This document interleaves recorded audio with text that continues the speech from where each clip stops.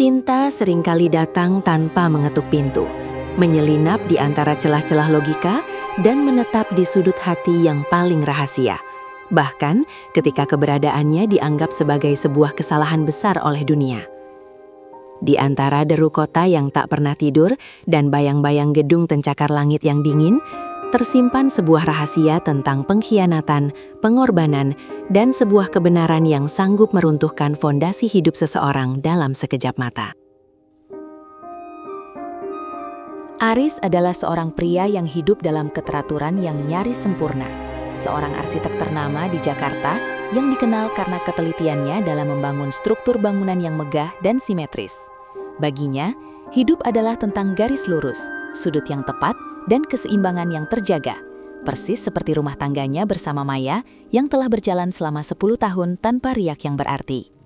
Maya adalah sosok istri yang anggun, seorang kurator seni yang memiliki kelembutan tutur kata dan senyum yang selalu menenangkan, membuat siapapun yang melihat mereka akan beranggapan bahwa pasangan ini adalah definisi dari kebahagiaan sejati. Namun, di balik dinding-dinding kaca rumah mereka yang mewah dan aroma bunga lili yang selalu menghiasi sudut ruangan, Aris merasakan sebuah kekosongan yang tak mampu dia jelaskan dengan rumus arsitektur manapun. Kehidupan mereka terasa seperti sebuah maket yang indah namun tak memiliki jiwa. Sebuah rutinitas yang berjalan otomatis tanpa gairah yang meledak-ledak. Hingga suatu sore yang basah oleh sisa hujan di sebuah galeri seni terpencil di kawasan Jakarta Selatan, Aris bertemu dengan seorang wanita bernama Clarissa. Clarissa adalah antitesis dari segala hal yang selama ini dikenal oleh Aris. Dia adalah seorang pelukis mural yang hidupnya penuh dengan warna-warna liar, aroma cat minyak yang menyengat, dan tawa yang lepas tanpa beban. Pertemuan itu bermula dari ketidaksengajaan saat Aris berteduh dari hujan badai dan Clarissa sedang berdiri di depan kanvas raksasa mencoba menangkap esensi dari badai yang sedang berlangsung di luar sana. Rambut Clarissa yang sedikit berantakan, noda cat di pipi kirinya, dan binar matanya yang penuh energi seolah-olah menyuntikkan nyawa baru ke dalam nadi Aris yang selama ini terasa beku. Percakapan ringan tentang seni dan arsitektur berubah menjadi diskusi panjang yang merambah ke dalam ruang-ruang pribadi tentang mimpi dan kegagalan. Aris merasa seperti menemukan bagian dari dirinya yang telah lama hilang, sebuah sisi liar yang selama ini dia tekan demi tuntutan profesionalisme dan citra keluarga yang sempurna.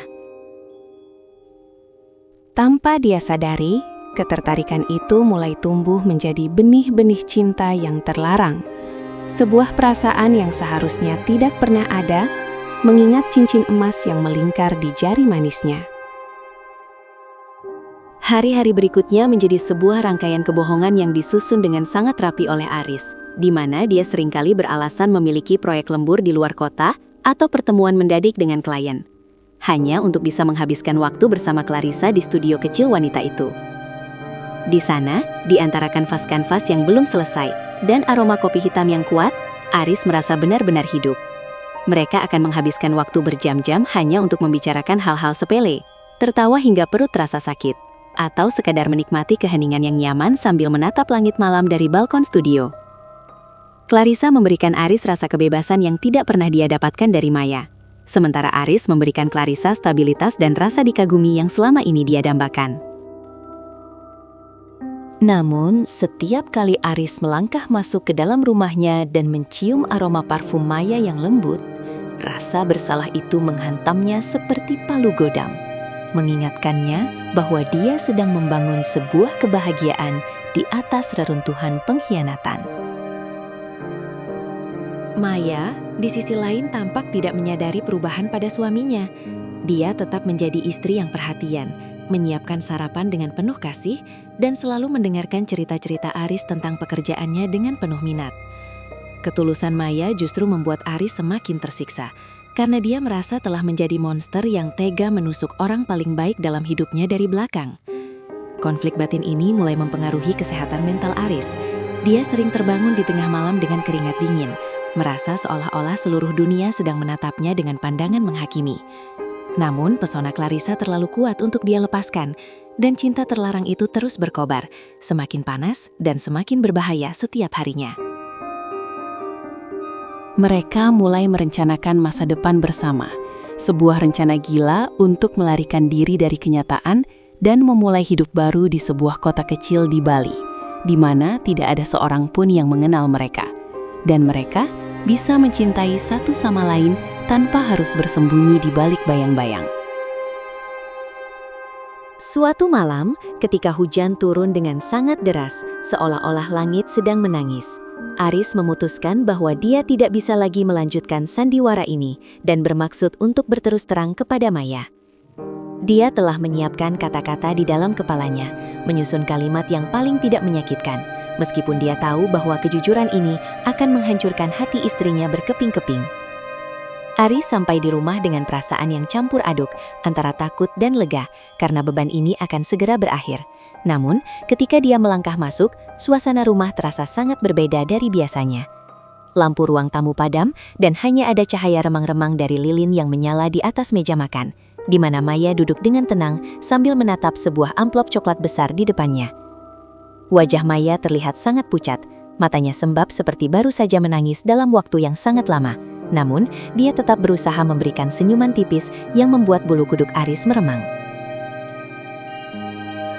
Aris mendekat dengan langkah ragu, mencoba untuk membuka suara, namun Maya mengangkat tangannya, memberi isyarat agar Aris diam terlebih dahulu dan mendengarkan apa yang ingin dia sampaikan. Dengan suara yang gemetar namun penuh dengan ketegasan, Maya mulai bercerita tentang betapa dia sangat mencintai Aris dan bagaimana dia selalu berusaha menjadi istri yang sempurna. Karena dia tahu, Aris adalah pria yang sangat menghargai keteraturan. Maya kemudian mengungkapkan sebuah rahasia yang selama ini dia simpan rapat-rapat, bahwa dia mengidap sebuah penyakit degeneratif yang menyerang sarafnya, yang perlahan-lahan akan membuatnya kehilangan kemampuan untuk bergerak dan akhirnya akan merenggut nyawanya dalam waktu dekat. Aris terpaku, lidahnya keluh, dan jantungnya berdegup kencang karena rasa terkejut yang luar biasa. Namun kejutan yang sebenarnya baru saja akan dimulai ketika Maya mendorong amplop coklat itu ke arahnya. Maya mengatakan bahwa dia tahu tentang Clarissa sejak awal. Dia tahu tentang setiap pertemuan rahasia, setiap tawa yang mereka bagikan, dan setiap rencana pelarian yang mereka susun di belakangnya. Aris merasa dunianya runtuh. Dia jatuh berlutut di depan Maya sambil memohon ampun. Air mata penyesalan mulai membanjiri wajahnya saat dia menyadari betapa jahatnya dia telah mengkhianati wanita yang sedang berjuang melawan kematian. Namun Maya justru mengelus rambut Aris dengan penuh kasih dan mengatakan sesuatu yang membuat jantung Aris seolah berhenti berdetak sesaat. Maya mengungkapkan bahwa dialah yang sebenarnya mengatur agar Aris bertemu dengan Clarissa di galeri seni sore itu. Maya menjelaskan bahwa dia tidak ingin Aris merasa kesepian dan hancur ketika dia pergi nanti, sehingga dia mencari seseorang yang memiliki semangat hidup yang besar dan jiwa yang bebas, seseorang yang bisa memberikan Aris warna yang tidak pernah bisa dia berikan. Plot twist yang sebenarnya terungkap ketika Maya membuka isi amplop coklat tersebut, yang ternyata berisi dokumen legal dan foto-foto lama yang menunjukkan identitas asli Clarissa yang selama ini tidak diketahui oleh Aris. Clarissa bukanlah seorang pelukis mural biasa yang bertemu Aris secara tidak sengaja. Dia adalah adik kandung Maya yang telah lama menghilang dan diberikan untuk diadopsi oleh keluarga lain sejak mereka masih kecil karena kesulitan ekonomi orang tua mereka. Maya telah menghabiskan waktu bertahun-tahun untuk mencari adiknya. Dan ketika dia menemukannya, dia menyadari bahwa adiknya memiliki bakat seni yang luar biasa, namun hidup dalam kesulitan finansial. Maya kemudian menyusun sebuah rencana yang sangat rumit. Dia mendekati Clarissa tanpa mengungkapkan identitas aslinya sebagai kakak, dan membayar Clarissa untuk mendekati suaminya dengan harapan Aris akan memiliki pendamping yang tepat setelah dia tiada, tanpa menyadari bahwa Clarissa dan Aris benar-benar jatuh cinta satu sama lain secara mendalam.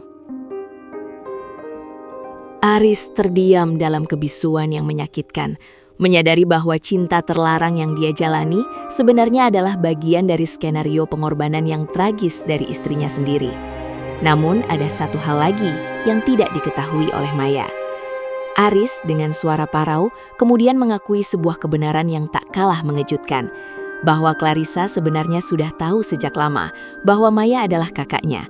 dan dia mendekati Aris bukan karena uang yang ditawarkan Maya, melainkan karena rasa dendam yang mendalam. Clarissa merasa dibuang dan dikhianati oleh keluarganya sendiri, dan dia ingin menghancurkan satu-satunya hal yang paling berharga bagi Maya, yaitu pernikahannya dengan Aris. Clarissa sengaja membuat Aris jatuh cinta padanya, agar dia bisa melihat kakaknya menderita di akhir hidupnya.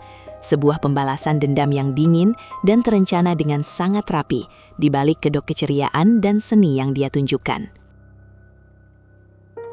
Suasana ruangan itu mendadak menjadi sangat dingin dan mencekam, di mana dua orang yang paling saling mencintai ini menyadari bahwa mereka berdua telah terjebak dalam jaring-jaring manipulasi yang mereka buat sendiri. Maya terpaku dengan tatapan kosong, tidak menyangka bahwa niat baiknya untuk menjamin kebahagiaan suaminya justru menjadi senjata yang digunakan adiknya untuk menghancurkannya. Di tengah keheningan yang menyesakan itu, ponsel Aris bergetar, menunjukkan sebuah pesan singkat dari Clarissa yang isinya sangat singkat, namun sanggup membuat jantung siapapun berdegup kencang. Permainan berakhir, Kak. Selamat menikmati sisa waktumu dalam kehancuran.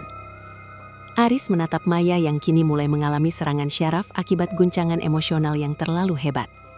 Tubuhnya gemetar hebat dan napasnya tersengal-sengal. Sementara Aris hanya bisa memeluknya dengan erat sambil menangis sejadi-jadinya, menyadari bahwa cinta terlarang ini telah memakan korban yang paling tidak bersalah. Kisah ini berakhir bukan dengan pelarian romantis ke Bali atau kebahagiaan baru, melainkan dengan sebuah tragedi di mana Aris harus menghabiskan sisa hari-harinya merawat istri yang sangat dia lukai, sambil dihantui oleh bayang-bayang Clarissa yang telah menghilang tanpa jejak setelah berhasil menunaikan dendamnya. Setiap sudut rumah yang dulu terasa simetris, kini terlihat miring dan rusak di mata Aris. Sebuah pengingat abadi bahwa beberapa rahasia memang seharusnya tetap terkubur, dan beberapa jenis cinta terlarang memang tidak seharusnya terjadi, karena mereka hanya akan meninggalkan abu dari hati yang telah hangus terbakar.